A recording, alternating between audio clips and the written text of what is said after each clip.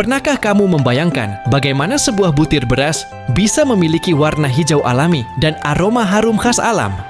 Hari ini kita akan menelusuri perjalanan sebuah bahan makanan yang langka dan unik, beras ketan hijau, atau sering disebut juga sebagai green glutinous rice. Prosesnya dimulai di ladang. Di pedesaan Tiongkok, menjelang akhir musim semi, petani mulai memanen tanaman padi khusus yang disebut kingke, atau beras ketan hijau muda. Tanaman ini tidak dibiarkan matang sepenuhnya seperti padi biasa, tapi dipanen lebih awal ketika butir padinya masih berwarna hijau segar. Warna inilah yang nanti akan menjadi ciri khas beras ketan hijau.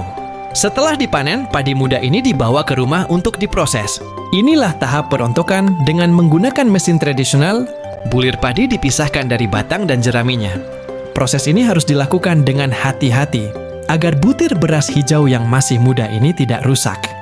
Hasilnya akan langsung disaring dan dipilih untuk mendapatkan kualitas terbaik. Langkah berikutnya adalah proses perendaman atau pencucian.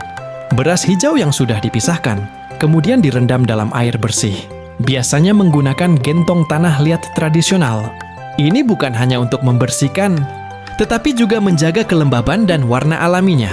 Warna hijau alami ini berasal dari kandungan klorofil yang masih tinggi karena dipanen saat belum matang sempurna. Setelah direndam beras ketan hijau ini, lalu dimasukkan ke dalam wajan besar berbahan tanah liat yang dipanaskan di atas tungku tradisional dengan bahan bakar kayu. Pemanasan ini dilakukan sebentar saja untuk menjaga warna dan teksturnya cukup untuk membuatnya lebih lentur dan aromatik.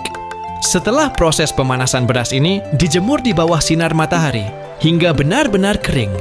Penjemuran ini penting agar tekstur beras tetap padat saat digiling. Langkah terakhir adalah proses pemisahan butir beras dengan kulitnya menggunakan mesin slab padi. Beras ketan hijau yang telah dibersihkan kemudian digiling menggunakan batu bulat besar secara tradisional. Hasil gilingan ini bisa berupa tepung halus atau adonan padat, tergantung kebutuhan. Dari sinilah lahir makanan khas yang disebut nianzan atau nian gao hijau, nasi goreng ketan hijau. Makanan tahun baru bertekstur kenyal dengan warna hijau alami yang menggoda.